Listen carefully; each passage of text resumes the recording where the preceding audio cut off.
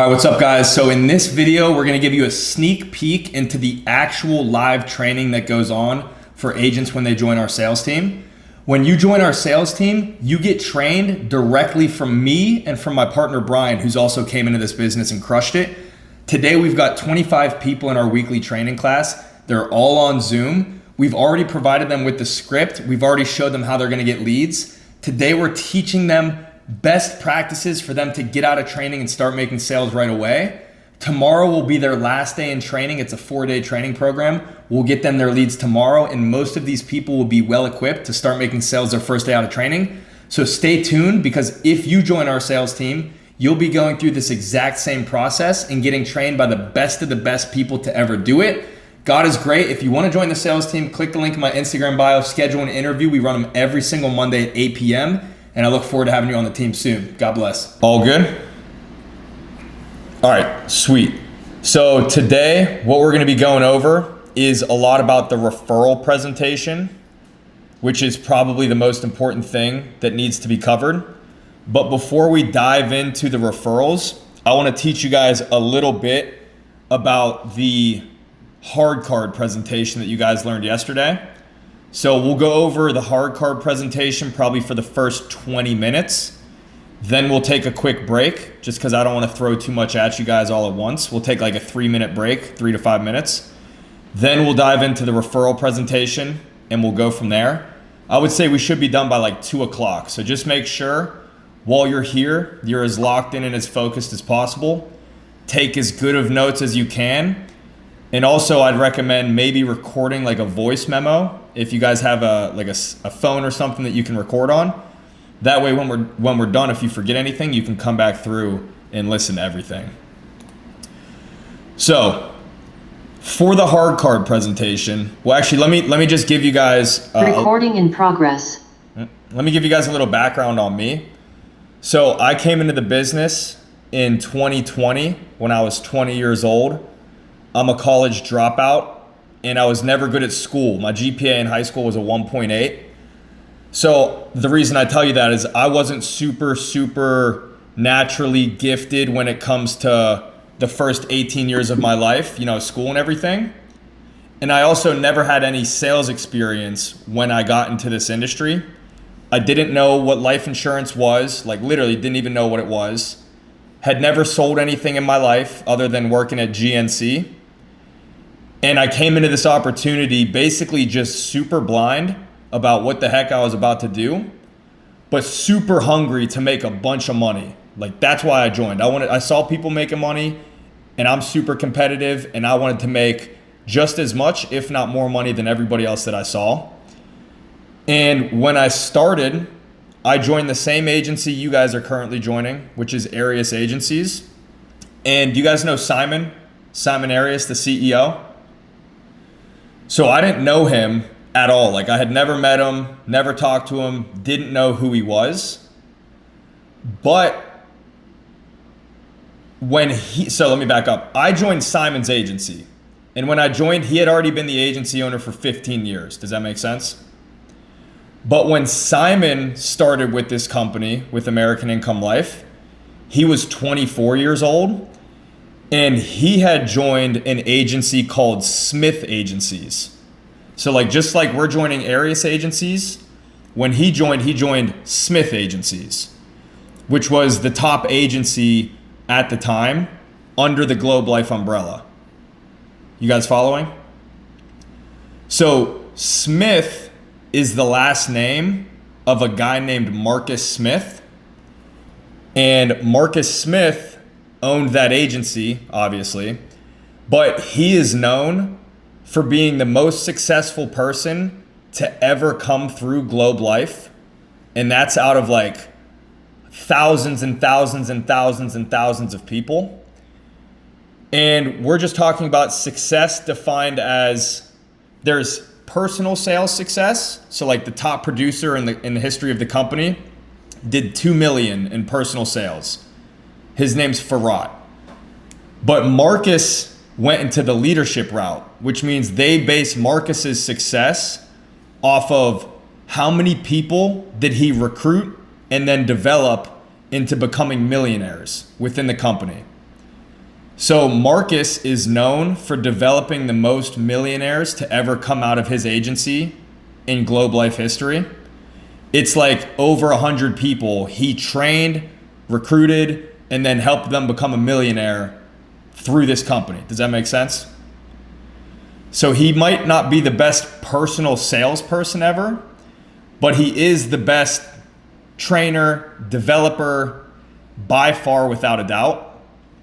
And him and Simon Arias became super close because when Simon came into Marcus's agency, he was like the top dog. So when you're the top dog and you're getting the best results, obviously you're going to be pretty close with the CEO, so you're going to build a relationship. So through the years, Simon and Marcus became super close. And then when Simon went to start his own agency, they stayed super close. So Marcus, he's the godfather of Simon's kids. Like, that's how close they are. Does that make sense? So when I joined the Arias agency and I started having decent results within my first couple of months, Simon noticed something in me where he was like, hey, I see you're super hungry. I want to connect you with my guy, Marcus, because Marcus runs consulting for people in the business. Even though I'm not in Marcus's agency, Simon connected me with him so I could ask him questions and basically have him as my mentor. Does that make sense? So I got to spend a lot of time, and I still do, like once a week for the last 4 or 5 years straight, where I'd get on Zoom with Marcus and I can ask him questions about sales, recruiting, leadership, and everything in between. So the reason I'm telling you that is everything that we're teaching you, so everything that Brian says or Ron says or anything you hear me say is not just me guessing off of my 5 years of experience what works. Every single thing you hear me say is coming from me spending time with the dude that's made the most millionaires in the entire company's history. And I ask him questions, I take super detailed notes, and then I study those notes to make sure when I'm training you guys, literally all you're getting is a reflection of what Marcus and Simon have taught me. And when I implemented it into my business and my sales and our team, it works, which is why our team pretty much crushes everyone. So you don't have to question what we're teaching you, because it's not even, this isn't my advice. This is advice I've gotten from someone that's been in the company for 30 years and has developed many, many millionaires. Does that make sense? So the hard card presentation that we have is not something that I came up with randomly within the last 5 years. The hard card presentation we have was put together with myself, Simon, Marcus, to basically make sure that the way we're presenting is approved by Marcus. So like if he read our presentation, he would be like, yes, 100% perfect. And the reason I'm saying this is most teams in the agency and in the company, they don't have direct access to Marcus like that. So they come up with their own scripts and just try to figure it out through trial and error. But they don't have anything that's been like, this is a proven to work approach that's been in place for over the last 30 years and it's made people millionaires. So the script we have it's the same approach that Marcus has been taking to sell these union members for over the last 30 years. It's the same approach to collecting referrals that Marcus has been teaching people for over the last 30 years. And the way it's written is specifically and intentionally designed to help you guys have a 1 out of 3 close ratio. Does that make sense? So one of the things I used to ask Marcus when I was brand new, because when I was new, I didn't have a script that was approved by Marcus. I just kind of had to figure it out and freestyle it based off the script they gave me. So when I would show up to the mentoring calls with Marcus, one of the first questions, and this is a huge learning point for you guys, one of the first questions I asked him, I was like, Marcus, I've been keeping track of my first few presentations, and I keep getting the same couple rebuttals, but I told him I keep getting people that say they already have life insurance and they don't want this. Or they're telling me they already have life insurance and they don't need this. So my question to Marcus was, what do you recommend I say when they tell me they don't want it because they already have life insurance? Are you guys following so far? And I was sitting there ready for him to give me some fire response to what to say when they say they already have life insurance.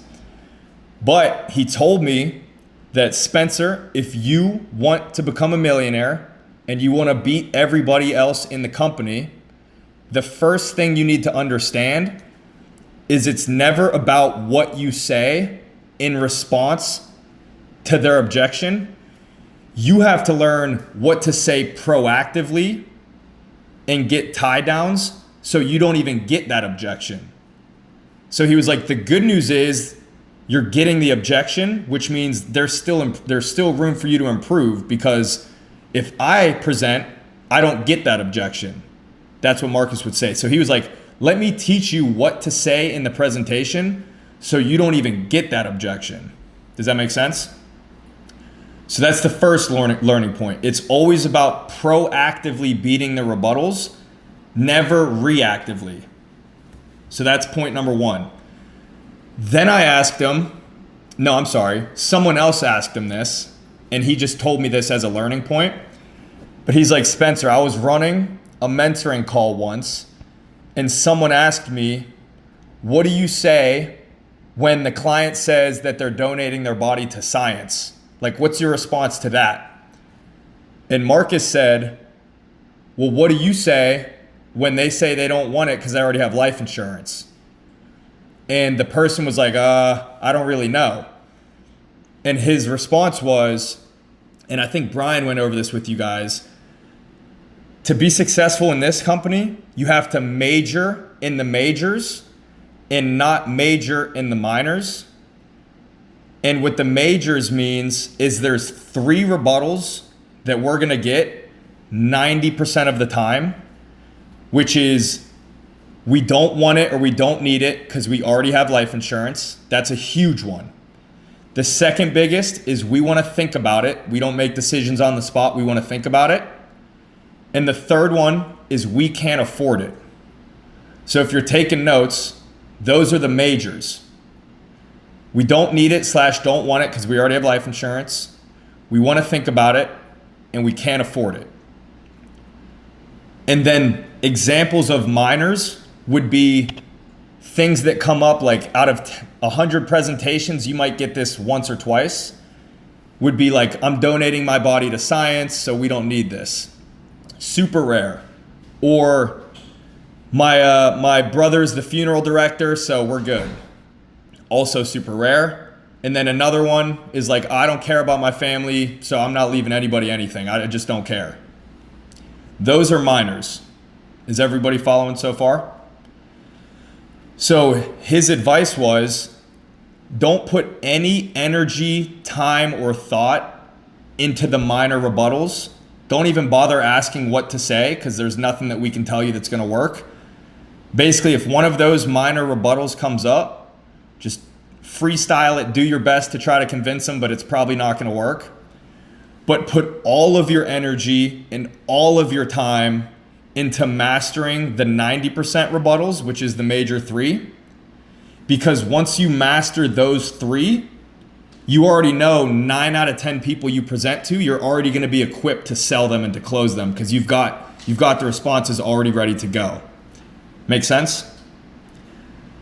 So most people put a ton of their time and energy into figuring out the best responses to can't afford it, want to think about it, or don't need insurance. We don't have responses for those because you shouldn't be getting them. What we have is spots in the script intentionally designed to proactively beat those so you don't even get those rebuttals. Does that make sense? So to help you understand the importance of this is everything I learned from Marcus. He said, picture you're a defensive coordinator for a football team, and if you win the game, like if your team wins the game, you win $1 million. And he's like, imagine that you know the offense only has 3 plays they could possibly run. A pitch to the right, a pitch to the left, and then a Hail Mary. And there's $1 million on the line, and you as the defensive coordinator just have to defend those 3 plays. You already know that's their only 3 options. He's like, a smart defensive coordinator wouldn't just let them choose one of those 3 plays and then try to defend it their best. He said a good defensive coordinator would completely eliminate the pitch to the left. Like you could line up 5 dudes on the left so they literally can't pitch it to the left. Completely eliminate the pitch to the right by lining up 4 dudes on the right. That way you force the offense to throw a Hail Mary every single time. And then you just have to focus on designing your defense on intercepting the Hail Mary every single time because you already know it's coming. So you just got to work on intercepting that every single time. Does that make sense? So when he helped us design our presentation, he was like, look, the pitch to the left is want to think about it. He's like, we need to completely squash that. And I'm going to show you guys how we do that so you know. The pitch to the right is the we don't need this or want this because we already have life insurance. He's like, look, we got to completely squash that. And then what we're going to force them into every single time is either they're going to pick a plan or they're going to tell you they can't afford it every single time. So he's like, you'll know you're doing the presentation correctly when every single time they either pick one right away or they tell you they can't afford it. And he's like, once you narrow it down to those 2 things, that's when you know your skill set's developed enough to where you're going to be closing probably even a little bit higher than 1 out of 3. Does that make sense? So our script, what you guys read yesterday, even though you might not have been aware of it, is completely designed to squash think about it, to squash don't need it, we already have life insurance. We force them into can't afford it, and then what we're going to teach you tomorrow is how to take them from can't afford it into still buying a plan pretty much every single time. Make sense so far? Okay, so now that you guys know that's how it's supposed to go, my first tip is this. When you're in your first 90 days, you should record all of your presentations when you're with the client. If you don't know how, just Google it, like how to record a Zoom presentation. But before you present to them, make sure you ask the client for permission, like, hey, I'm still kind of new. My manager wants me recording everything just in case, I'm confused or something. So is it cool if I record this presentation? And then if they say, yeah, that's cool, then you record the presentation. Make sense? The reason being is sometimes when you're new, you're gonna read the presentation word for word, and they're still gonna tell you at the end, oh, we don't need this, we already have life insurance. Or they're still gonna say, oh, we wanna think about it. That's just natural, that happens for a lot of people. But when you record your presentation, you can show up to film review on Friday, and even though you're saying the right words, you might be saying the right words the wrong way, or maybe you're not speaking slow enough or clear enough, or maybe you're not getting enough tie downs.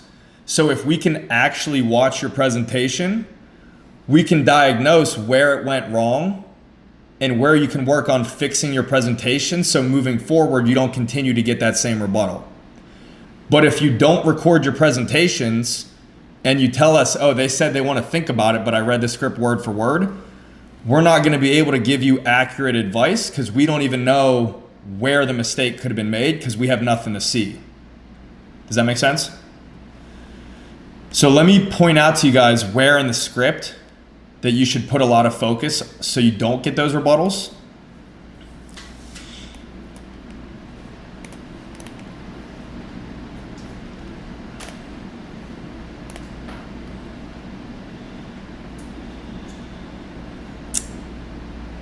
All right. Can you guys see this PowerPoint? Okay, so on slide 2, when the client grabs their letter, Ron might have already went over this, but I'll just reiterate it. You're gonna pull up their letter that the union sent to the members, and it's literally signed off by their union president. And you're gonna read the second page of the letter, not the first letter. You always read the second letter. And in that letter, it literally tells them that we ask you to make a decision today just because there's so many members waiting to enroll. So when you're going over that part of the letter, that's where you want to emphasize like, hey guys, this part right here is super important. The union asks that you make a decision today in fairness to all the other members waiting to enroll. And then when you recap the letter, right here, even though it's kind of funny sounding, you just have to say it with a ton of confidence. So when you're recapping the letter, you're gonna tell them, all right guys, what that letter means is at the end of this call, they don't want you to say something silly like you wanna think about it.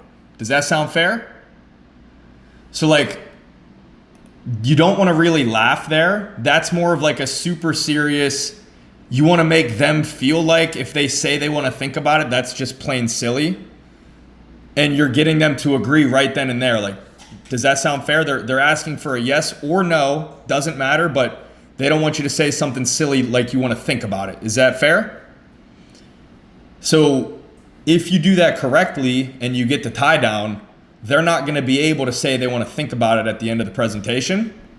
So you already knocked off 33% of the rebuttals that could be coming your way at the end of the presentation right then and there. Make sense? And then that one doesn't come up as often. Like that's pretty good at proactively beating wanna think about it. Even if you don't say it correctly, it's pretty cut and dry. Like, okay, they understand it's either a yes or no. The one that new people tend to get more often is the we don't need it or we don't want it. We already have life insurance. So where we proactively beat that is on slide 7. So I'm gonna teach you guys a couple small tips on top of the script that can help you guys assure that you're not gonna get that rebuttal. The first thing is this. First off, it's in your mindset. So a huge mistake that I made once, but once I made it and got corrected, I never made this mistake again. So I'm gonna teach you guys this in advance, is I showed up to one of the mentoring calls with Marcus, and basically he was asking for a rundown of what happened. And I'm like, honestly, they just didn't need it. They already had 500,000 whole life, so like they just didn't need it. And he's like, okay, the good news is there's room for improvement here because you saying that tells me that your mindset and your belief in the product is completely off.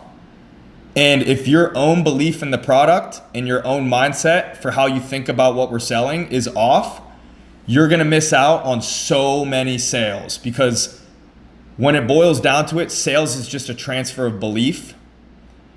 And it's not getting the client to believe what you're saying. It's getting the client to believe that you believe what you're saying. So the way you think about and the way you believe in the product we're selling is the most important thing. So on that day, Marcus gave me a couple pointers on how to think about the product. So I'm gonna teach you guys what he taught me. Number 1, everybody needs the freedom of choice certificate. It does not matter how much life insurance they already have. They could have $10 million worth of whole life coverage already. They could have as much coverage as humanly possible through work, and they could have $5 million in the bank. And I'm sitting there thinking, okay, I can act like I believe that, but I don't really believe that. So I'm like, can you explain to me why they still need it, even if they have all that? And he says, number 1, any life insurance from the open market takes 6 weeks to 6 months to pay out. So whether they have 5,000 or whether they got 10 million, that money is not even going to be available when it comes time to pay for a funeral, because funerals happen quick. You don't have 6 weeks to prepare for a funeral. So it doesn't matter how much coverage they have, doesn't matter what type it is. If it's regular life insurance, it's not going to pay for a funeral. I'm like, okay, that makes sense. I'm like, well, what if they've got 10 mil in the bank? He's like, okay, put yourself in a position. Let's pretend your parents have $10 million in their bank account and then they pass away. Do you think you can just walk into the bank and easily get money out of their bank account when they've got $10 million sitting there?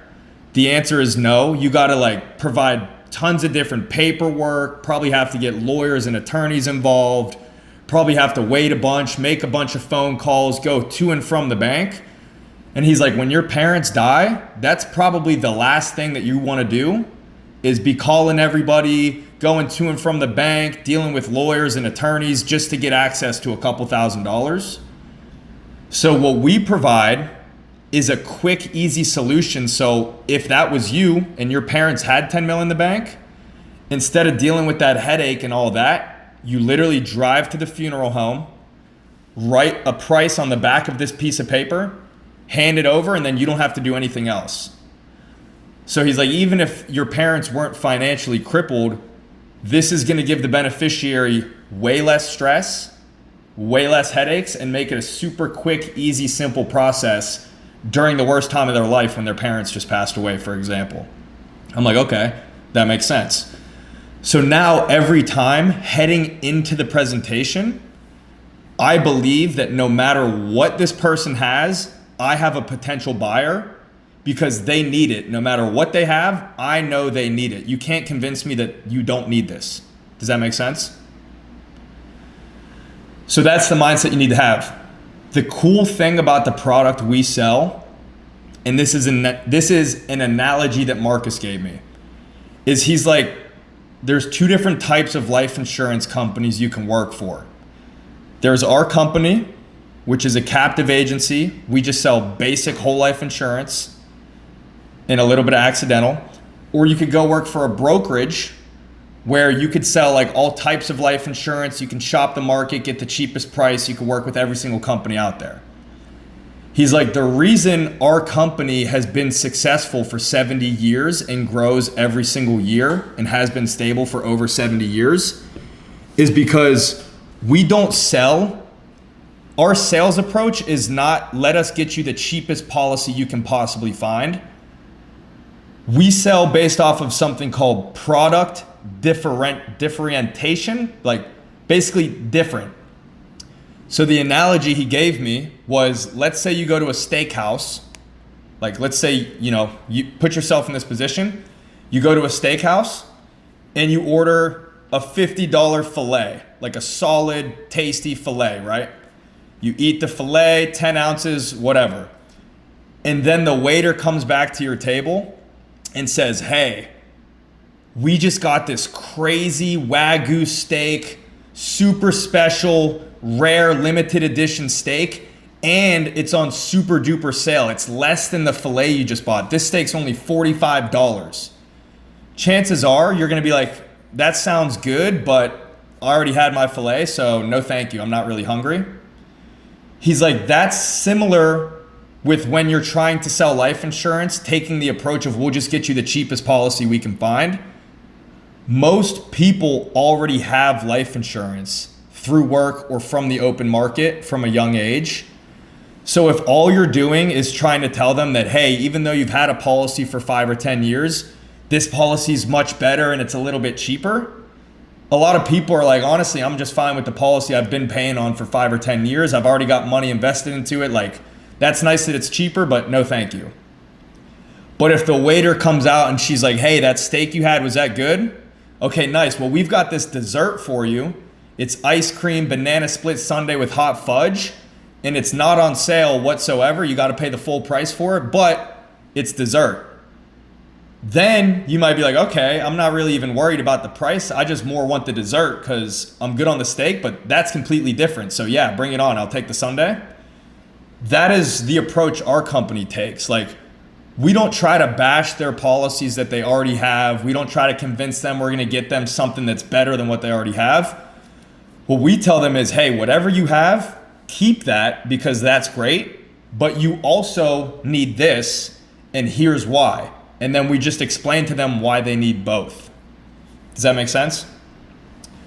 So in the script, the whole point of the freedom of choice certificate is getting them to understand that even if they already have life insurance through work or from the open market, the whole point is you need to get them to understand and believe why they need both. And they have to believe that you believe they need both as well.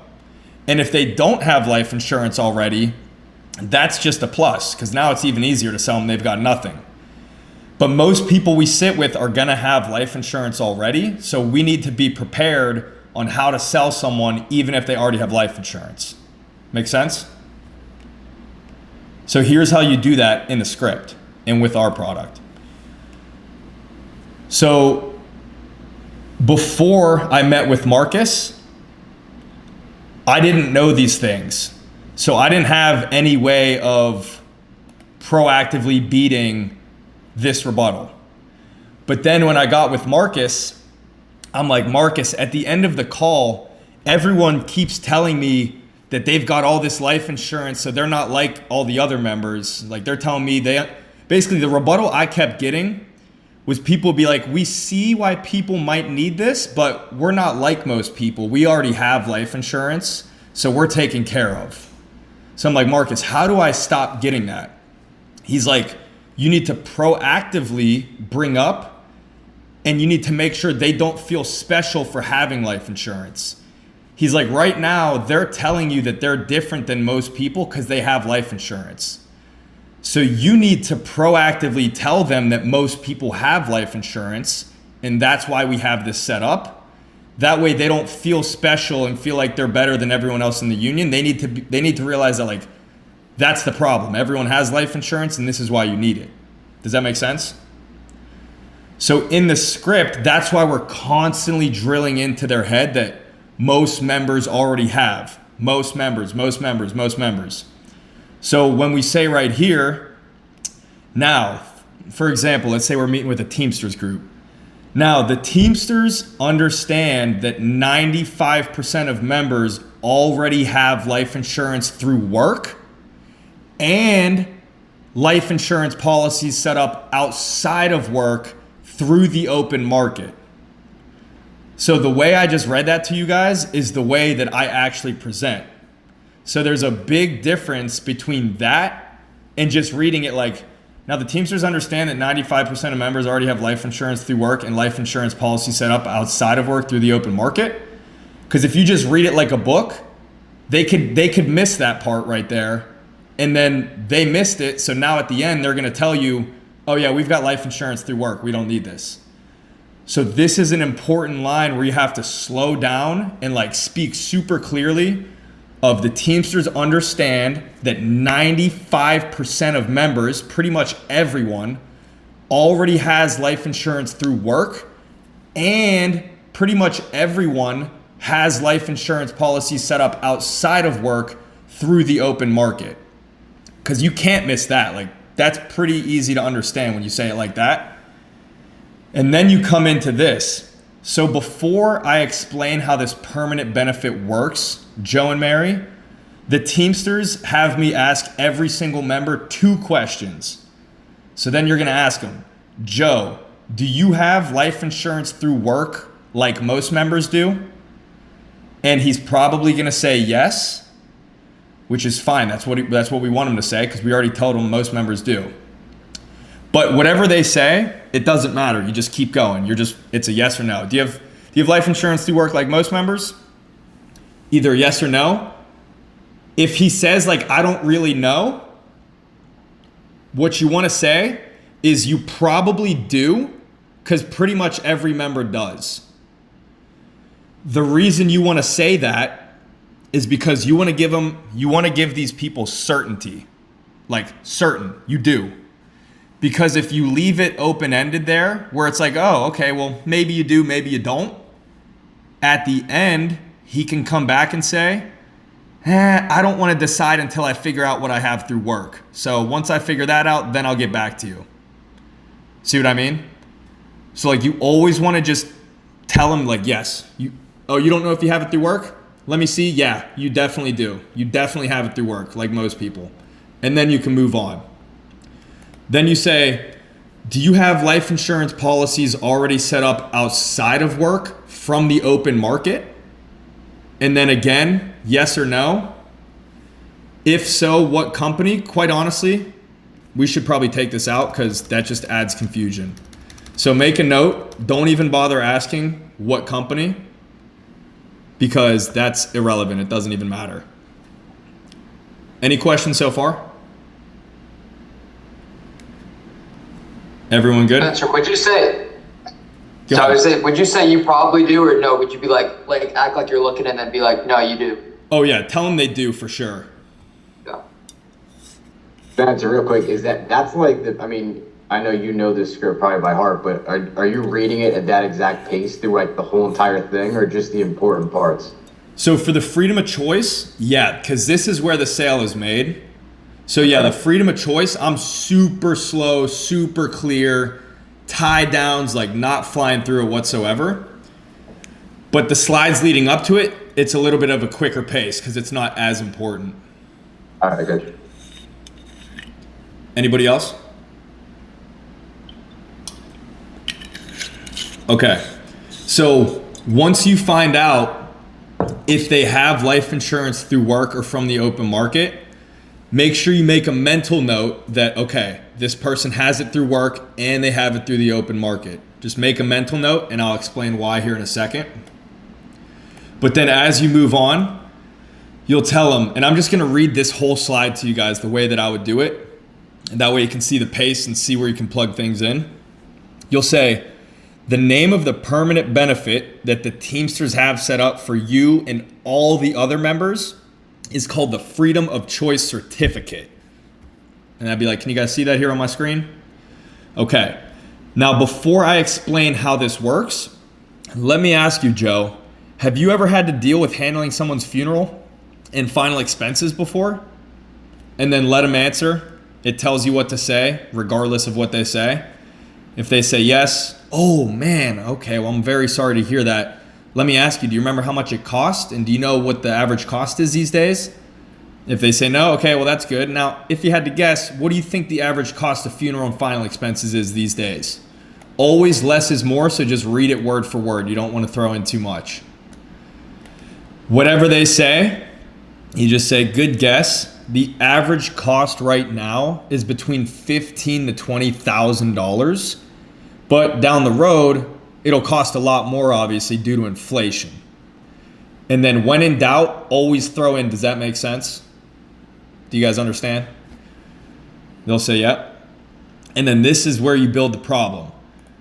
So you'll tell them, Joe, the problem is most people's families don't have $15,000 to $30,000 just laying around. And even if they did, the last thing the Teamsters want families doing is pulling money from their savings or their retirements or their 401ks, because that money is there for people to live on, not to use as a form of paying to bury someone. Does that make sense? So a couple key points here is you never want to seem like the salesman. So you never want it to seem like it's your opinions and your ideas. Like you don't want to tell them, hey, the last thing you want to do is pull from your savings. No. We put everything on the union because we're the middleman. Like we're not selling you. We're literally just explaining what the union has for you and helping you pick your options. I'm not a sales rep. So it's always, hey, the last thing that the Teamsters want any of their members doing is pulling from savings, retirements, or 401ks. Because now it just seems like you're explaining what the Teamsters have for them rather than it's you trying to sell them something. Does that make sense? The reason for that is nobody likes to be sold. So like if they can start sniffing that you're a sales rep, they're going to put up their guard a little bit and it's going to get harder to sell them. but they should just feel like you're literally just explaining what the union has for them and all the other members, and you could care less which one they go with. You're just explaining it to them and helping them pick one. So put everything on the union. Does that make sense? The other point of this is, even though it's a minor, it's one of the more regular minor rebuttals of, oh, we have money in savings or 401k. So this is a small plug to proactively beat the savings account or the 401k rebuttal too. Make sense?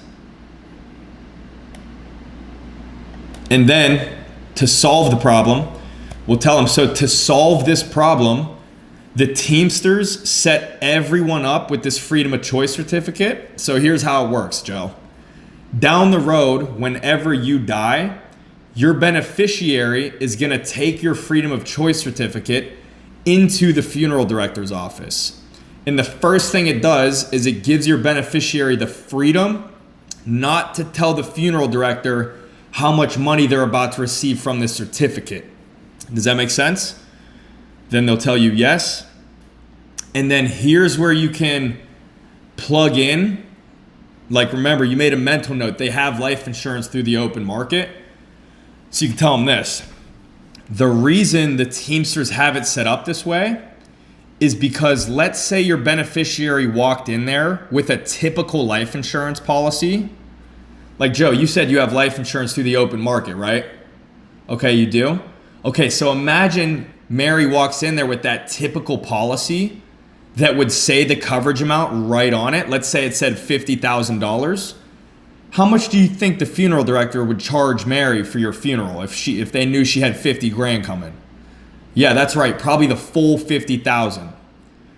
So like, you want to remember, if they had it, you want to make them like feel what it's going to be like for them if they didn't have this. Make sense?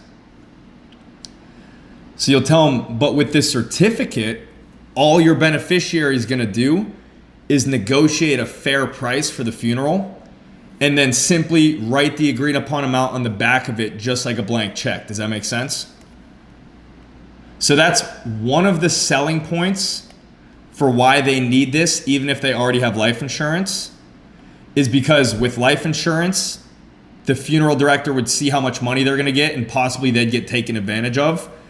With this, the funeral director won't know how much money they're about to get, so they can't rip them off for a price. Does that make sense? That's not the main selling point, but some people gobble that up. So you want to make sure that you make that super clear and they understand the difference between this and if they were to use a typical policy. Does that make sense to you guys? Okay. And then I'm just going to fly through this and get to the important parts. Then that's literally all they have to do. Once they write it on there, they'll hand it around, or they'll hand it over, turn around and walk out the door. We handle everything else for them to keep it as simple and stress-free as possible. That way nobody's beneficiary has to worry about making any phone calls or dealing with any confusing paperwork or financial stress, which I'm sure we can agree that's the last thing you want your family dealing with when they just lost a loved one, right? Does that all make sense?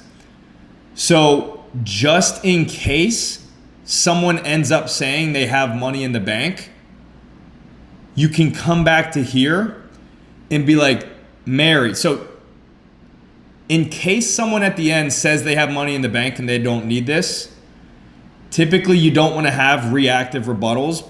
But if you do, the best reactive rebuttals are just going back to what you already proactively said. So that's when you'd be like, okay, well, like you agreed earlier, the last thing you want your family dealing with when they just lost a loved one is having to deal with like phone calls and dealing with paperwork. You agree, right? You already said you agree. So with that being said, even though you already have money in the bank, we'll just get you started with the bronze program because you don't need the biggest one, but you still need something. So we're going to start you with the bronze. I'm just going to ask you these health questions to see if you can even qualify. So like, that's a proper rebuttal. You show them why they need it, and then you assume the sale on one of them. You just pick it for them. Make sense? Real quick, expense at that point, like if that someone does that, basically they're trying to tell you they don't want it, then you hit them with that. Do you just like almost skip the rest of the presentation at that point and just try to get them into the bronze? So like what you said, like it's almost over at that point. So they won't say that until the end. So like it would be like after you pitched them gold, silver, bronze, Sometimes you might get, well, our kids got money in the bank, or we got money in the bank, so we don't really need this. Then you say, well, like you guys agreed earlier, the last thing you want your family dealing with when they just lost a loved one is having to make phone calls or dealing with confusing paperwork. And then you always put it on the union and you tell them this is what most members do. So really what I would say is, so what the union does for all of the members in your situation where you have money in the bank is we're just going to start you with the bronze program because you don't necessarily need as much coverage as everyone else, but you still need something. So we'll start you with the bronze program, and then you just pick it. If someone did, I don't know if you've been hit with that, but because with the phone rebuttals, we went over that where it's like someone, tells you to, get lost or something mid-phone call, you kind of just drop down to the beneficiary for referrals. Is that something that, you guys have that you could do here too? If someone's like midway through the presentation and they're like, I want nothing to do with this anymore. So you also, yeah. Yeah, if you ever are getting the sense, and you'll know, like some people will say they don't need it and they don't want it, but they're cool and they're willing to keep listening. They'll just kind of slide it in there. You could sell that person all day, but you'll know when it's like, okay, this person's not buying, like he's furious. If that's ever the case, then yeah, just collect referrals and dip because you're going to waste your time with that type of person. At that point, would you even throw that bronze, what you just said, that you just sign them up for the bronze, then you want to take a look at it, or just go right to the referrals? I don't think you can go wrong either way. I mean, that happens so rarely that it really doesn't even matter what you do. Gotcha. All right. But anyway, back to this. So now the best part about this certificate that the Teamsters got set up for you, this is also why we're an exclusive union-only company. Take a guess how fast this certificate pays out. And then for the next 2 minutes, you're explaining to them how fast this pays out, and you're teaching them why life insurance takes so long to pay out. Because you want to get them to understand what they already have, it's going to take super long to pay out, and here's why. Boom, boom, boom. And then once you get done explaining that, this is where you get all the tie downs.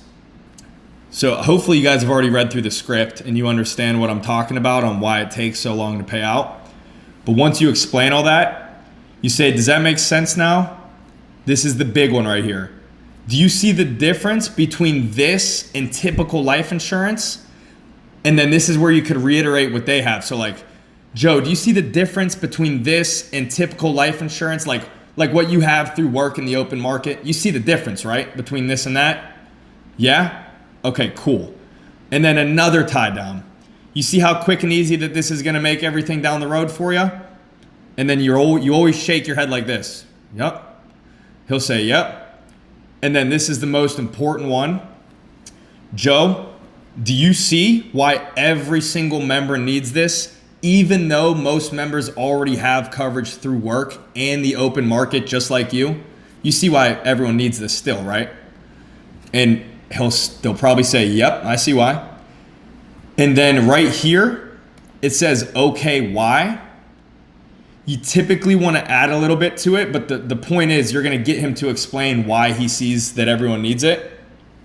So you could say something like, okay, and the union wants me to have you explain it back to me because like this is super important and the union wants to make sure everybody understands.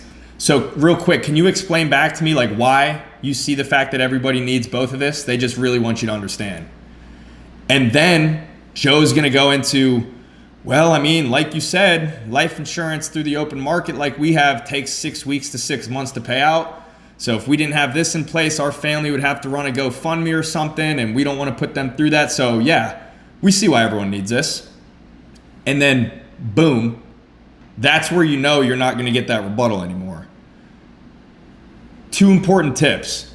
If it's a husband and a wife, you always have to tie down both. You don't want to only be speaking to the husband, because if you're only getting tie downs from the husband, at the end, the wife might be the one that tells you we don't need this. So you want to make sure you get tie downs from both. As in like, does that make sense? You guys see the difference between this and typical life insurance? If Joe says yes, you need to say, what about you, Mary? You see the difference too? Yeah? Okay, cool. And then same thing with having them explain it, like have Joe explain it and then be like, Mary, they want me to ask you, how, if you see the difference too. So could you explain it to me? I want to make sure you understand. And then have Mary explain it back. That way they're both tied down and they can't hit you with that rebuttal at the end. Make sense? Any questions on these tie downs or why that's so important? If they say they don't know how to explain it, which part would you quickly go back to of like repeating the benefits? So number one, if they can't explain it back to you, that should be an indicator of like, okay, I must be doing this wrong. Because how did I just spend 5 minutes explaining this and they've got nothing to say back to me? So typically that's an indicator of you went too fast, you didn't use enough tie downs throughout to stop and make sure they're understanding. So that would be the first thing. And honestly, I'm not even going to give you a response for what you should go back and say because that should never happen. But if it does happen, just use that as an indicator of like, okay, I got to figure out how to make sure that doesn't happen because typically that doesn't happen. Any other questions? All right, now also, the reason this part right here is so important and you don't want to skip over it is people tend to believe not what you say, but what they say. So like it's one thing if you're telling them that this is how it works, this is why life insurance takes so long to pay out, this is why you need both. But when they say it, now they really believe in it because you know the fact that they even said it means they understand it and they believe in it because they're saying it back to you. So we're getting them to sell themselves by having them repeat it back to us. Because now we know they heard it, they understand, and they agree because they repeated it back to us. If they didn't agree, they wouldn't say it back to you. Make sense? So as you can see, with a proper presentation, you've completely eliminated think about it and don't need it / don't want it because we already have life insurance. So then all that leaves them with is we can't afford it, which I'm going to teach you guys here in a second how to beat that. But I also want to go over one more important thing so you understand why it's in here, which is right here. Types of life insurance. So the reason we're explaining this is because what most members have, like when they tell you they already have life insurance, usually what they have is work coverage and term coverage. But the thing is that most people don't even know how life insurance works. So like they think what they have is good, but usually if it's work or term coverage, it's actually not good because it's not even going to be there down the road anyway. So at the slim chance they have whole life, okay, they still need the freedom of choice because even if they have whole life, it's going to take a while to pay out. But the point of this is to help them realize that they probably don't even have whole life. What they have is probably term coverage or work coverage. And we need to make sure they're aware that when they turn 65, that coverage is gone anyway. So it's not even going to take a while to pay out. It's just simply not going to be there. So it's not going to pay out, period, because what they have is temporary. Does that make sense? So the point of going through this is to make them realize and understand that what they have is temporary most of the time. On top of that, a big part of the rebuttal for can't afford it is we're assuming the sale, as in we're picking it for them. We're not asking them if this is better for you. We're going to pick it for them. And the reason we can do that is because with this slide right here, what we're doing is we're proving to them that we're the professional. And the analogy that Marcus used for me is they need to look at you like you're the doctor of insurance. So he was like, look, when you go to the doctor, what usually happens? You go in, you tell him what you're feeling and what you think you have, but then he runs a couple tests. He talks to you for a few minutes, uses some big words, sounds super smart. You assume because he's the doctor and he sounds confident and smart, you just assume he knows what he's talking about. And then you just take whatever prescription he gives you and you just assume whatever he's saying is accurate and you just go with it. So the point of this is when we get done explaining whole life and term, they're going to think, wow, this dude's an insurance professional because I didn't know that's how those worked, but now I do. So he's the professional. He just taught me everything. He must know what he's talking about. which puts us in a position of authority like a doctor, because now we know something that they don't know anything about. So when it comes down to it, if they're trying to tell us they don't need this, instead of us making a suggestion, we just prescribe them something and we tell them why they need it, and then we pick it for them confidently. We don't just leave it up in the air. Just like if a doctor, ran some tests, realized you had cancer, he's not gonna say, well, I think you need chemo, but I'm not really sure because I'm not too sure if you have cancer or maybe it's not cancer. So do you want to do chemo or do you want to just kind of chill and see what it is? Like that wouldn't make you very confident as a patient to sit back and be like, I'm going to do chemo. But if the doctor's like, look, what you have is cancer and what you need is chemo. So we're doing chemo next Tuesday at 10 a.m. I'll see you there.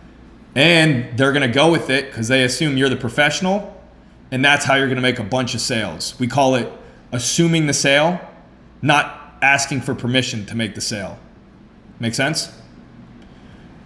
Does anybody have any questions on this before we move on?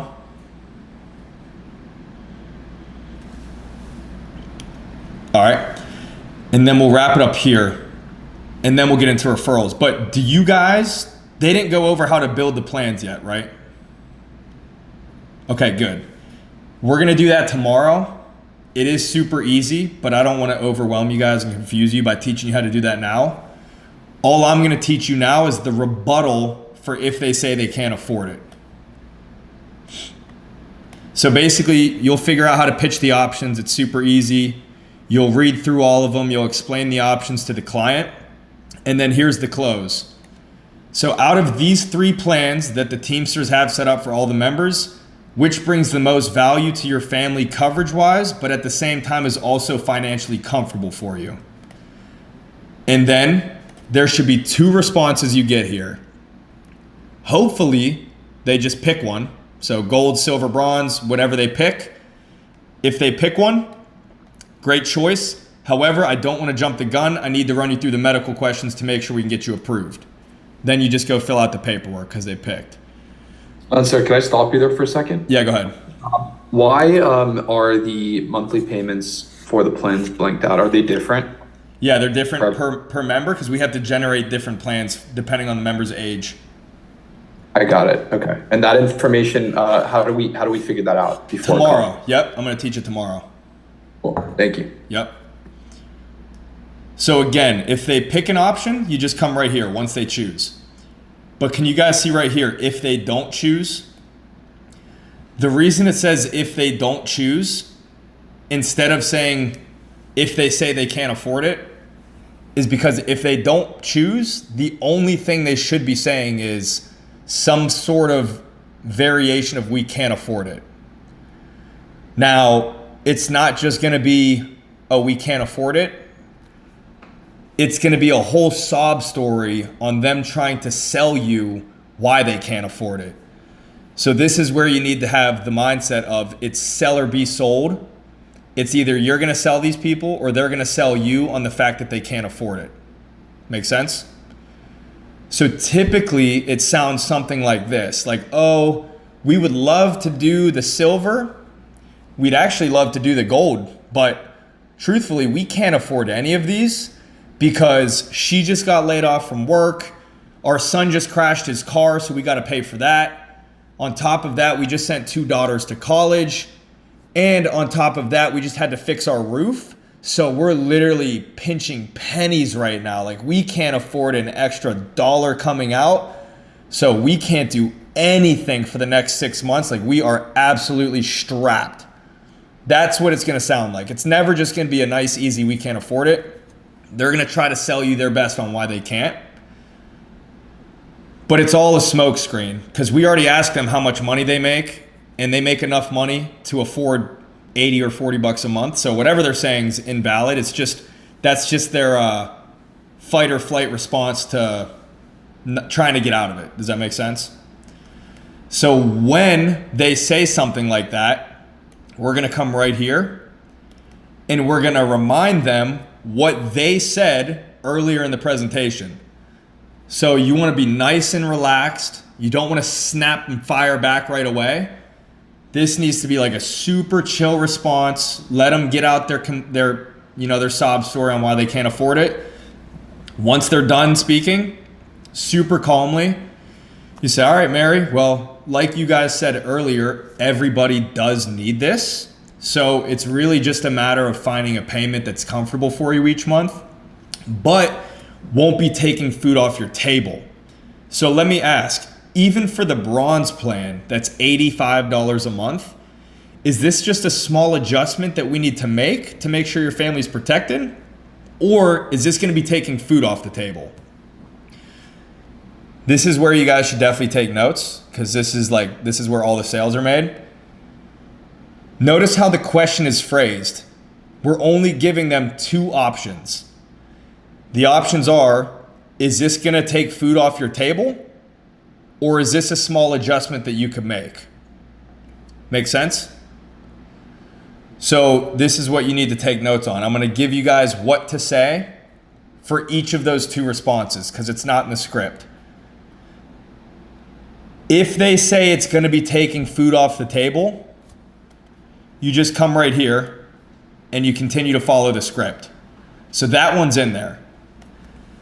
But if it's the other one, where they say it's a slight adjustment they could make, first off, understand this, it's never gonna be that easy. It's not gonna be, oh, it's an adjustment we can make, so we'll go ahead and do it. It's gonna be like, well, we could do it, but with this going on and with this going on and with this going on, we can't, or we don't want to right now. So if they give you any sliver of confirmation that they could do it, like it is an adjustment they could make, but we don't want to because this, and this, that is when you need to be the doctor and you need to prescribe it to them and pick it for them. Does that make sense? So, and it's all about mindset, because you have to understand how these people work in order for this to make sense. So the first thing is this. If you read into characteristics of people that are financially broke, like typical lower middle class or lower class people, one of the differences in character traits from that type of person to a successful person is usually financially broke people tend to procrastinate, and they're full of fear, and they're indecisive. Versus successful people tend to take action, no fear, and they make decisions. They don't think about stuff for months on end. What you need to understand is our clientele is lower, or at best lower middle class. Like, they're not super rich people. So you need to understand that part of the reason they're in the lower class is because they're full of fear, can't make quick decisions, and they procrastinate and they're indecisive. So if you left it up to them to pick an option, they're never gonna pick an option. They're just gonna tell you they wanna think about it, or they don't wanna do it right now because it's not the best time, and then they're never gonna pick. So that's one of the reasons it's important for you to pick it for them and assume the sale, because if not, they're never gonna pick it. On top of that is, what was I gonna say? Oh, when I was new, I remember feeling like this is kind of weird telling these people what to do. Like, that's slightly uncomfortable, and I didn't think it would work. I thought if I tell this person what to do, I thought they were gonna be like, no, and get like mad at me for telling them what to do. The reason I thought that way is because that's how I am. Like, I don't like people telling me what to do. That's why I hated school, because it's all these teachers telling me no. Like, what I used to always do, I'm the type of kid that say, hey, can I go to the bathroom? And if the teacher says no, I'm like, all right, well, I'm going anyway. I shouldn't have even asked, because I'm not gonna let you tell me that I can't go to the bathroom. I'm just not built that way. And that might be part of the reason that I'm not super financially broke, is because, I'm a little stubborn like that and I don't like being told what to do. Might be the same reason I didn't want to go to college. I didn't like people telling me, hey, you're going to college. Also the same reason that I'm in 1099 instead of someone telling me, hey, this is your salary. I just don't like being told what to do. But most people, 99% of our clientele, they've been told what to do their whole entire life. So I was thinking they were built like me, where if you tell them what to do, they're gonna throw a fit. And I wasn't realizing that 90% of people, they get told what to do their whole life and they just do it without any form of rebellion. So for example, our clientele, I'm super grateful for our clientele. God bless them. They're super nice people too. I'm not saying this is a bad thing, but the truth is they get told what time they have to be at work. They get told what days they're allowed to take off and what days they can't. They get told how many days they can take for vacation for the year, which is like less than 10. They get told what they have to wear. They get told what they have to do when they're at work. They get told you're not allowed to be on your phone at work. They get told this is how much money you're getting paid regardless of what you think about it. They probably got told you have to go to college. They've basically just been getting told what to do their whole entire life, so they're kind of used to it. So that when that was explained to me and I was taught like, look, just tell these people what to do and they'll just do it. I'm like, okay, well, here we go. So I remember the first time someone gave me a little bit of rebuttal of like, well, we could do it, but we just don't want to because we got this, this, and this. I literally was like, okay, well, what we're doing is we're doing the bronze anyway, and I'm going to ask you the health questions. And I remember thinking like, oh boy, here we go. She's about to roast me. It's crazy. They're like, okay, sounds good. I'm like, are you kidding me? These people literally just let me tell them what to do. And now that's my closing technique. Like 90% of my sales come from they won't pick it themselves because they're indecisive. So I make a semi-valid point and then I pick it for them and tell them what we're doing. And somehow they just went from crying about they can't afford it to saying, okay, that's fine.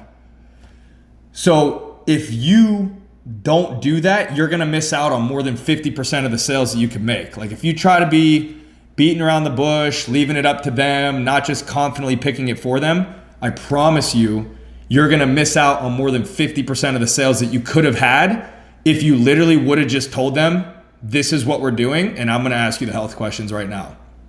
Make sense? And to go on top of that, before we get into what to say if they say it takes food off the table, I remember asking Marcus, this is all from me asking Marcus. So if you think I sound super smart and I'm making good points, this is all something that I was taught. I didn't think any of this. But I remember asking Marcus, I'm like, hey Marcus, I've got this kid in training. He's like the nicest kid ever, like has never sworn, never drank a sip of alcohol, never done any form of anything bad, told me he's never been in detention. Like this kid's a picture perfect like kid. His name was Noah. He was on my team for like 3 years. But anyway, I'm like, Marcus, I told him to pick it for these people and he's telling me he's too nice. He doesn't want to be mean. So what should I do? He's like, okay, let me teach you how to coach super nice people. And I'm super nice too, but if you tell me this is what I got to do to make money, then this is what I'm going to do. Some people, they're like, I'm too nice to tell these people what to do. So he gave me a story, and once he explained it to me, I was like, holy crap, okay, that makes sense. He's like, explain that to your new people.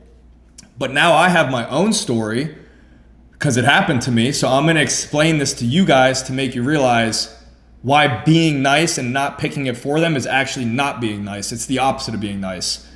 So basically, here's the story. This is true. This happened to me. When I was in my first year, I think, it was after I was taught you have to pick it for these people. Like never let them say no, just pick it for them. I'm like, okay, I'm gonna pick it for them. So I presented to this union couple. It was a husband and a wife. And they kept telling me, we have life insurance through work. We have life insurance from the open market. We've had it since we were a kid. And on top of that, we can't afford this. They must have said it 10 times.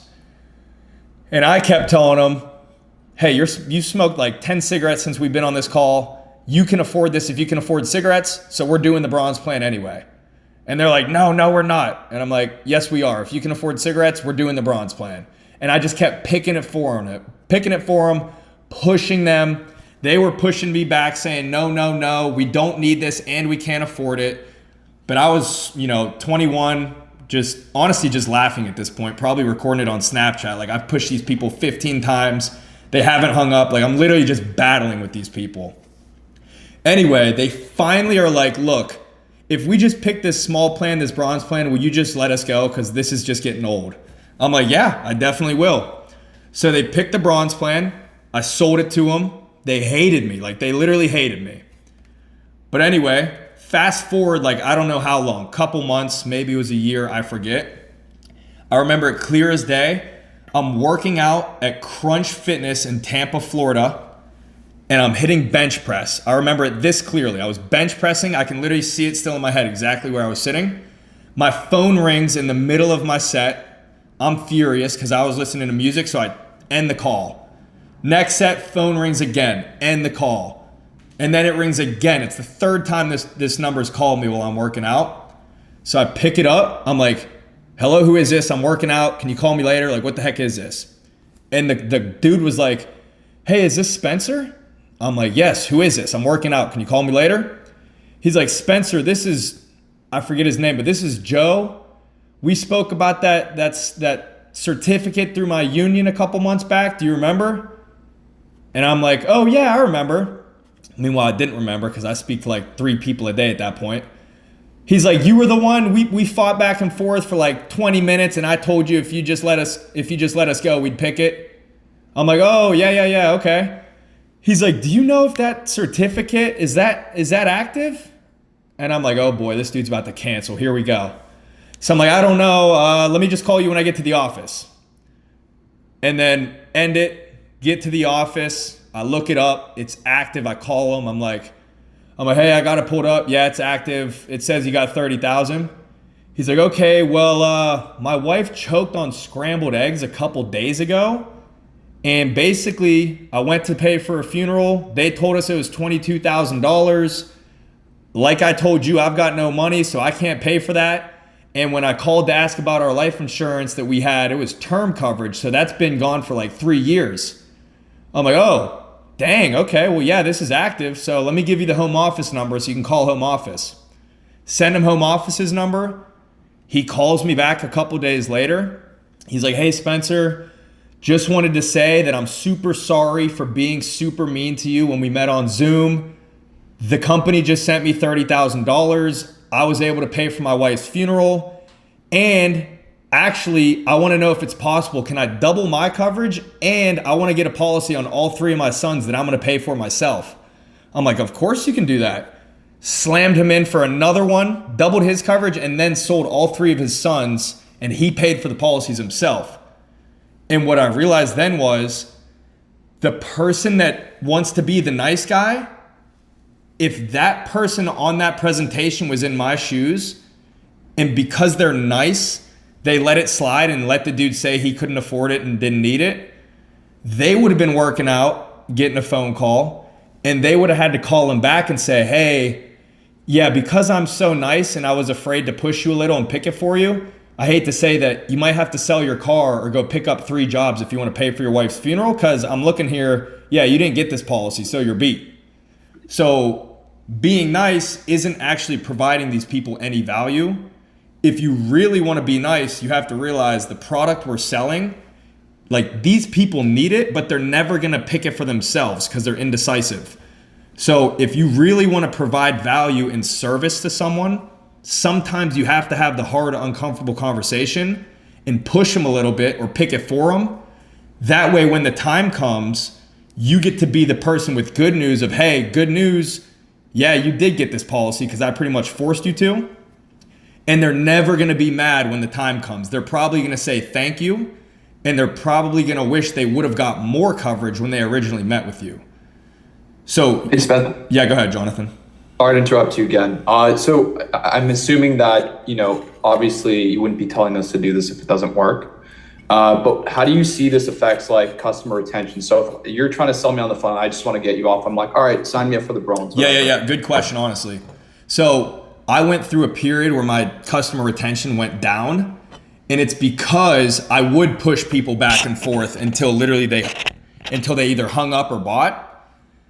So then my question to Marcus was, hey Marcus, my retention's down. What am I doing wrong?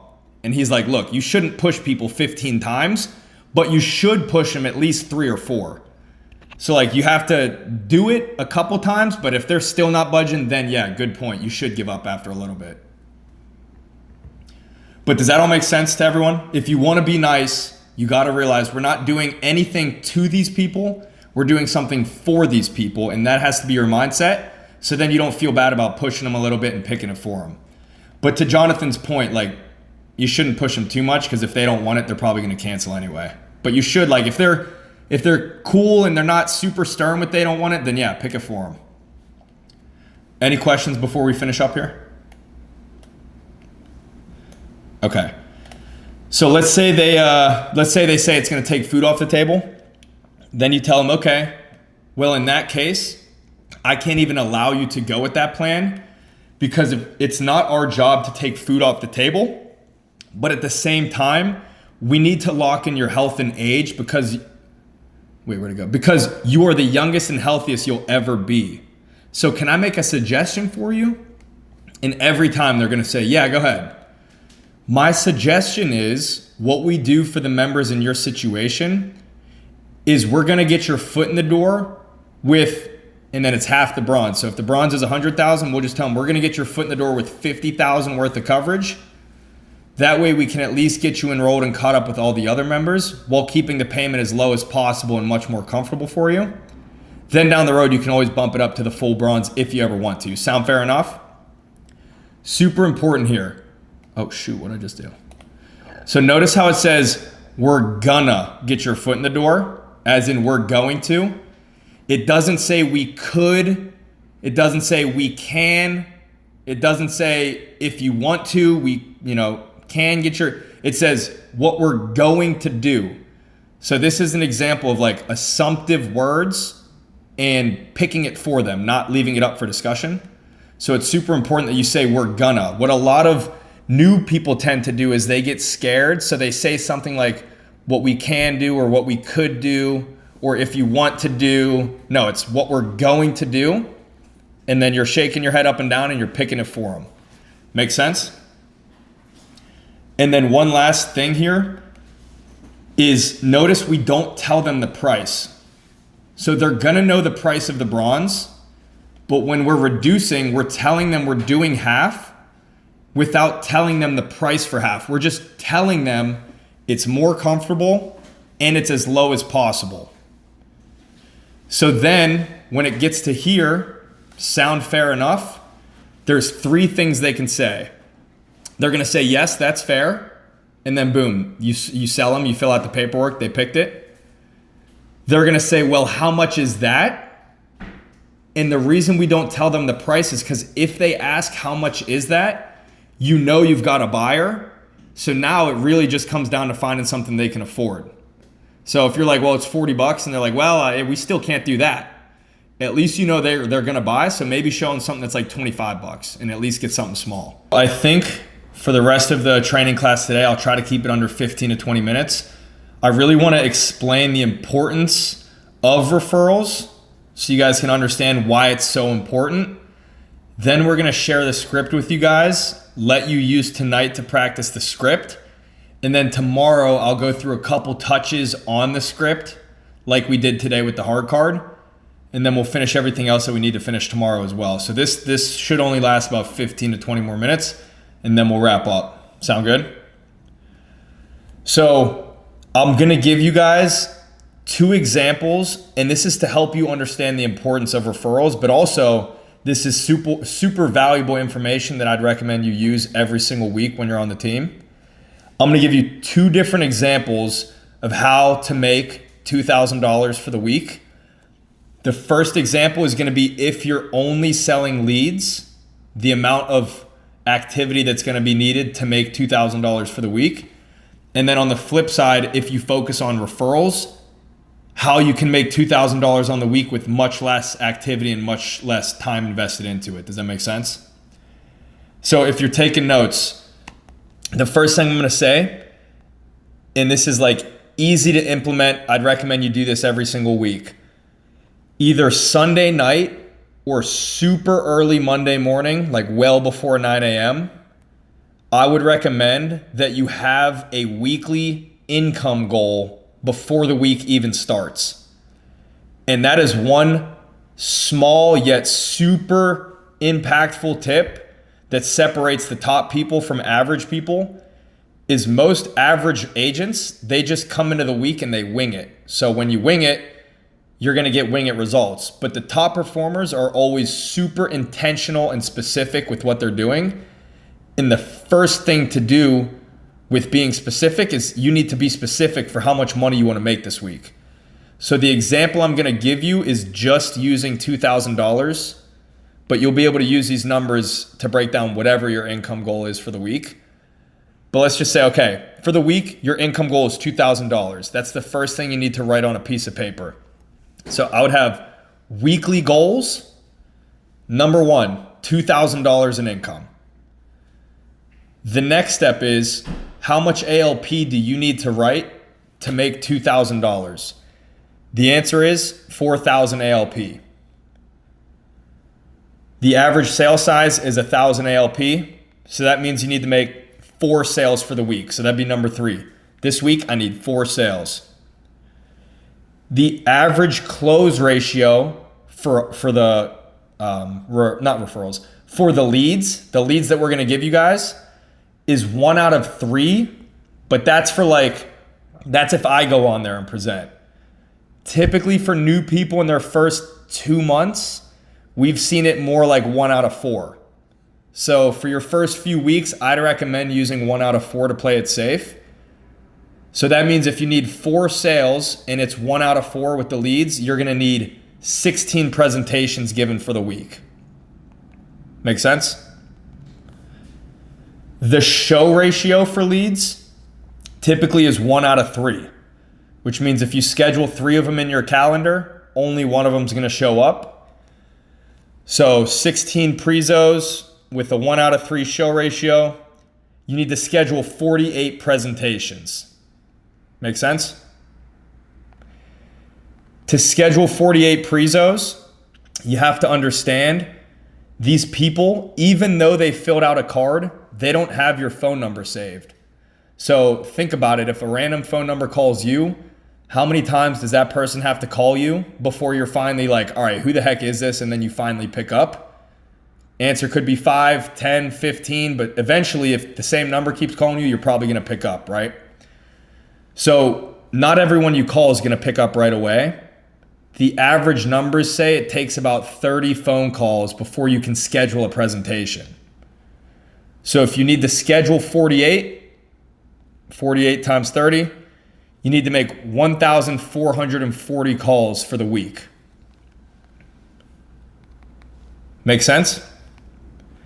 So before the week starts, you'd have your weekly goal paper, and it would say 2,000 in income, 4,000 ALP, 4 sales, 16 presentations, 48 prezos scheduled, and 1,440 calls. The next step is before the week starts, you need to commit to yourself, how many days do you want to work this week? There's no right or wrong answer, but it's important that you commit to it before the week starts instead of just going through the week and based off your feelings deciding if you're going to work or not. So let's just say, for example, as a new person, let's just say you're going to work 6 days, Monday through Saturday. So I'd have on a piece of paper, I'm committing 6 days this week to work. From there, all you have to do is take your weekly numbers divided by 6 days of work, and that tells you exactly what you need to do every single day to make $2,000 for the week. So it starts with calls. 1,440 calls divided by 6 is 240 calls a day. 48 presentations scheduled divided by 6 is 8 presentations a day in your calendar. 16 presentations given divided by 6 is about 3 presentations a day.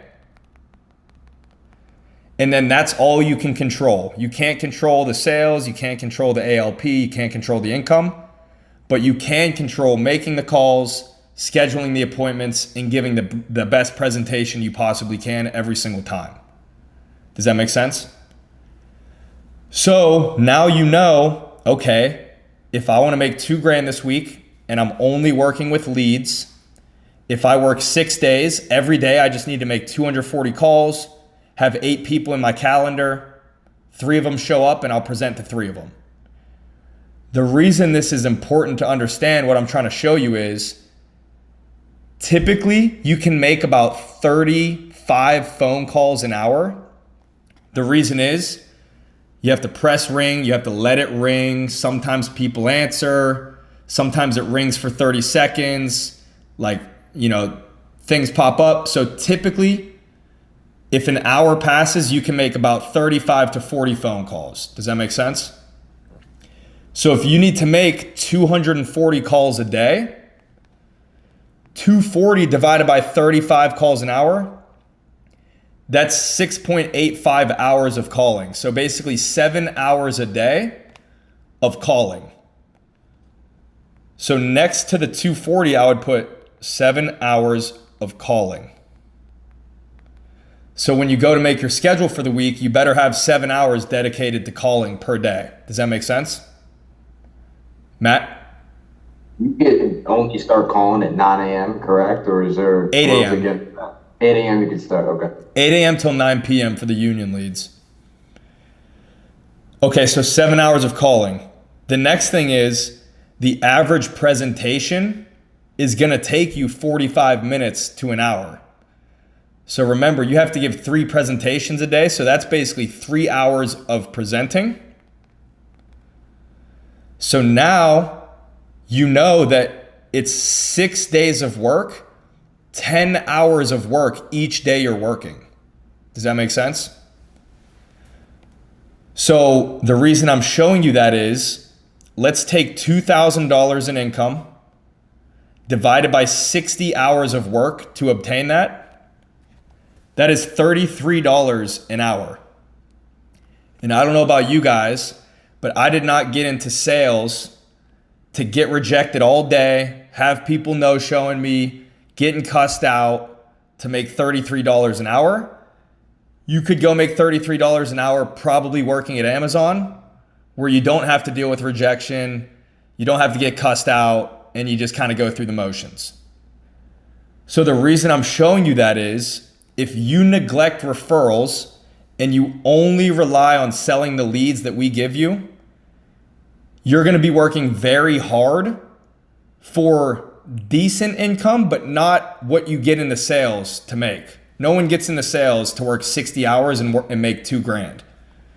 You guys follow? So the other thing is this: most people cannot work 10 hours of focused work a day. So usually what ends up happening is if people neglect referrals, they're gonna get paid below average every single week. Like for example, $600. And they're gonna come to me and they're gonna say things like, oh, these leads suck, or oh, this isn't what I thought it was. I only made $600. You told me I'd make $2,000 if I worked 6 days a week. And in response, I'm gonna say, show me your numbers from last week. And I'm gonna see their numbers and it's gonna say 600 calls for the entire week and 7 presentations given. And I'm gonna say, okay, well, 600 calls divided by 35 calls an hour. You only called for 17 hours last week and you only presented for 8 hours. So you were on Discord for 60 hours, but your numbers say you only worked 25. So my question for you is, let's not blame the leads. Let's figure out what the heck were you doing for the other 35 hours on Discord? And the answer is scrolling through Instagram, having side conversations, not locked in, not doing focused work. And that's why you made $700. So let's not blame the leads. Let's not blame the scripts. Let's not blame training. Let's blame your horrible effort and your horrible focus. And let's fix that and see if the leads all of a sudden magically turn better, because now you're going to actually make the $2,000.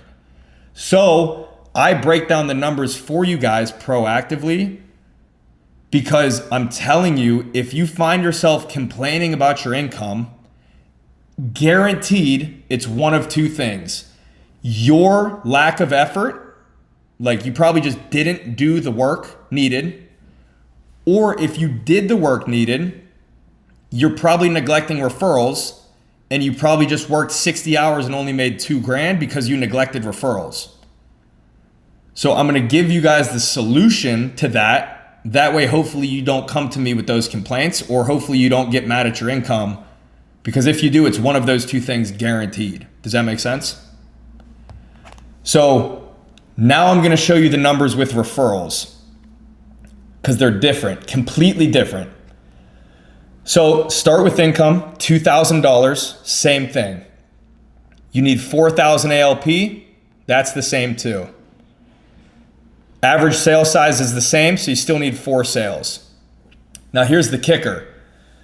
The close ratio on referrals for new people tends to be 1 out of 3. For experienced closers, it's like 50%, so 1 out of 2. But let's use the new people ratio. If you need 4 sales, but you're presenting to referrals, you only need to give 12 presentations for the week instead of 16. Does that make sense? Because they buy more often. On top of that, the show ratio for referrals, like how many people you have to schedule before they show up to the prezo, is 50% instead of 33.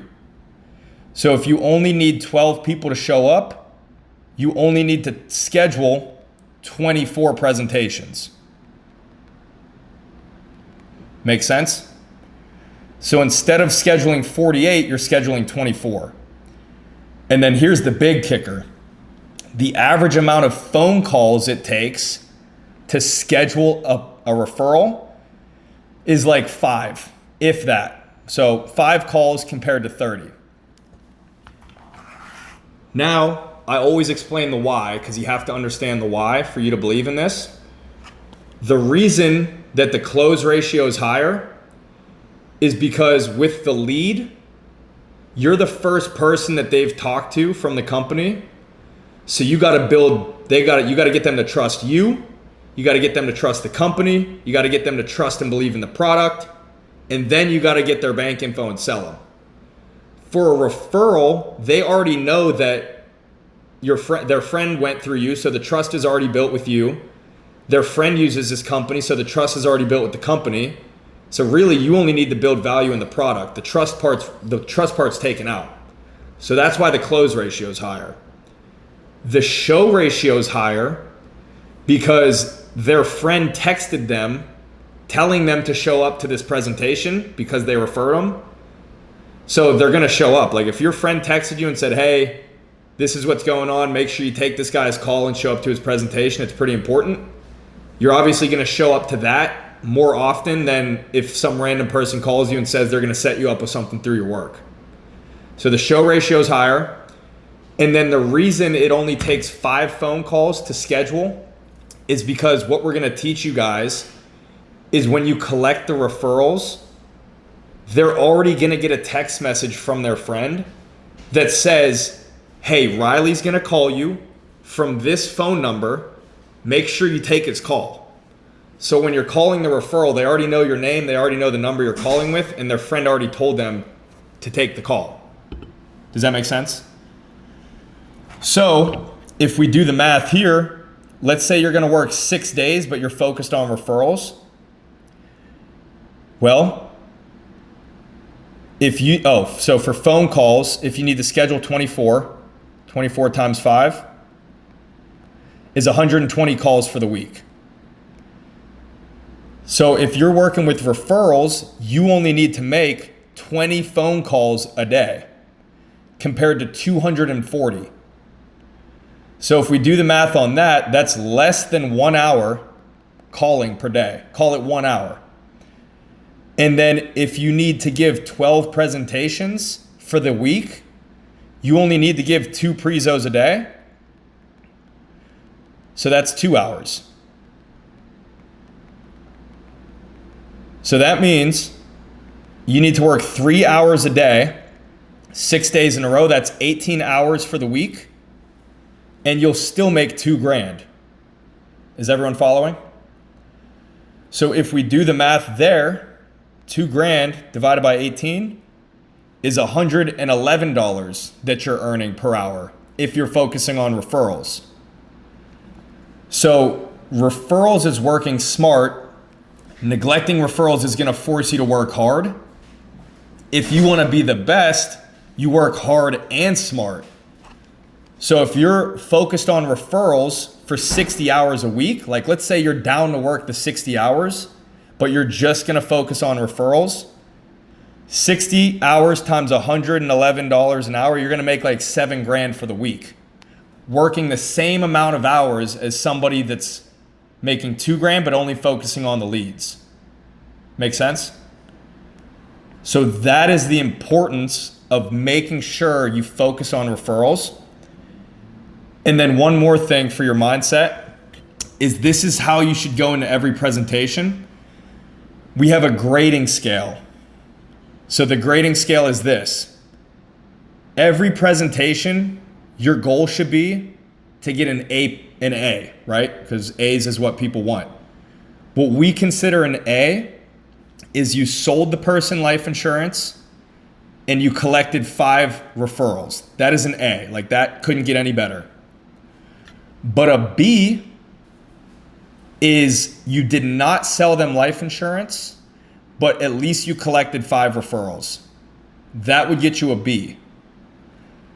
And then a C is you sold them life insurance, but you got less than 5 referrals. And then an F is you didn't sell them any life insurance, you didn't collect any referrals. That would just be a waste of your time. But going into the presentation with that mindset can help you feel good even if you don't sell them. Because if you collected 5 referrals, that's better than you selling them and collecting less than 5 referrals. So at least you know every single time you can at least get a B. So every time that's good. Where it starts to be an issue is if you're just selling them and not collecting any referrals, you're getting C, C, C. And who's going to get better results? Someone with all B's or all C's? Obviously someone with all B's. And that's the importance of collecting referrals. Does that make sense? So let me share with you guys the presentation for referrals. It's right here on the website, referral PowerPoint. Can you guys see this here? The good news is, it's basically the same thing as the union PowerPoint. All we're doing is explaining the freedom of choice, whole life first term, pitching them options, but the approach is slightly different. So for tonight, make sure you guys read through the referral PowerPoint as many times as you possibly can. And then tomorrow, we'll go over it. I'll answer any questions you guys had. I'll point out the important parts. We'll teach you tomorrow, but you're gonna see it as you read the script, how to collect referrals from the referrals. And then to wrap up tomorrow, we'll go over the promotion structure. We'll go over how to get paid and how to increase your pay. And then we'll go over how to get to policyholder leads, which is like even better than referrals. But let me give you guys one more, like a real case study of someone on our team that's a perfect example of neglecting referrals. Was anybody here recruited by Leo Lesnikovsky? Chris? Okay. So there's someone on our team named Leo. And if you know Leo, Chris, do you know Leo personally? No, not personally. I met him through Instagram. Okay, so if you know Leo, he is one of a kind. I've never met someone like him in my entire life. But what sticks out about him is he is a crazy hard worker and focused like I've never seen before. Like I thought he was on drugs, but he's not at all. He's just like crazy locked in. And when he started with us, it was 8 months ago. His first month, he did 9,000 ALP, which is not impressive whatsoever.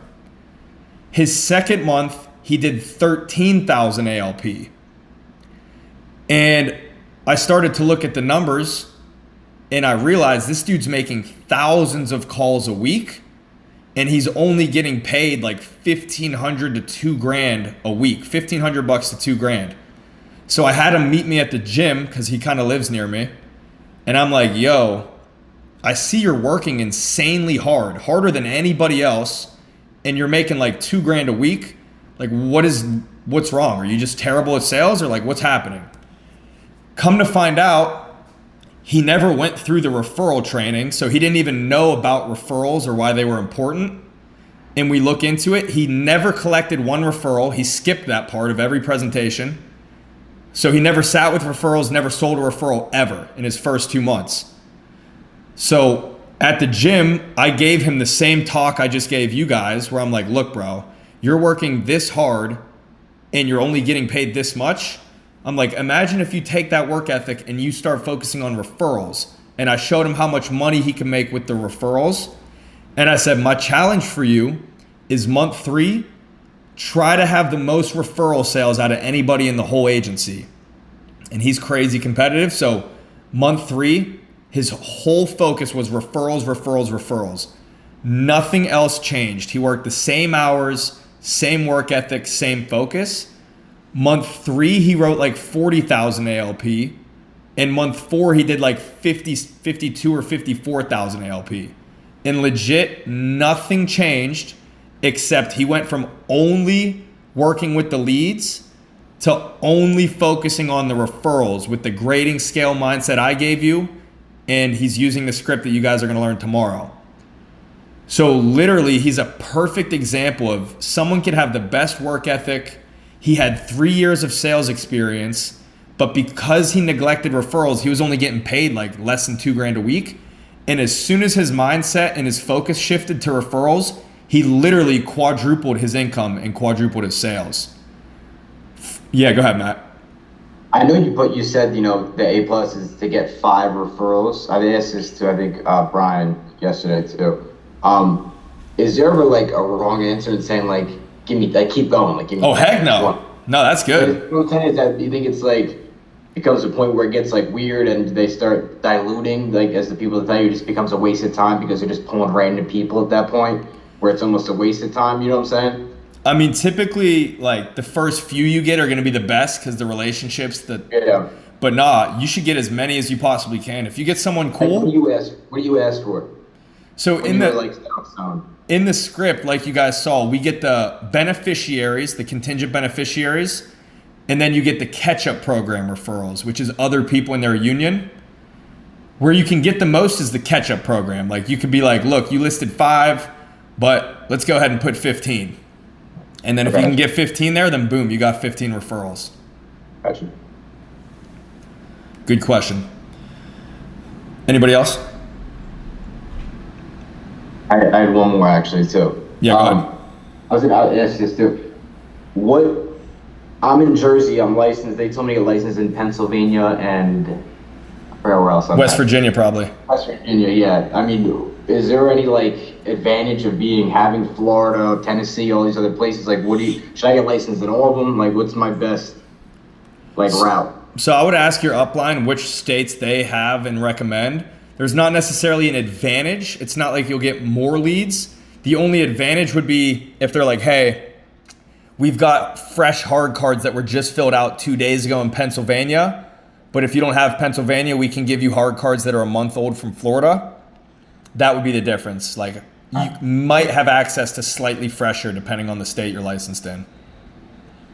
It doesn't have to do with like intelligence, right? Like I'm not trying to point, but like Florida, I mean, there's different parts of Florida, obviously, like every other state, but like, no, look at certain unions in different places, and you might be able to persuade them a little bit better than, per se, Florida or other states. You know what I'm saying? Not a huge difference, but the Florida Yeah. people tend to be nicer than like Pennsylvania. Like you might Okay, see a gotcha. difference there. Gotcha. Thank you. Yep. I want the Georgia leads. Yeah, Georgia's good too. All right, sweet. But we'll leave it at that for today. So homework for tonight, just make sure you guys practice that referral PowerPoint as many times as you can. And tomorrow we'll wrap up with everything else you guys need to know. Sound good? Appreciate you. All right. God bless. Everyone have a good one. See you guys tomorrow.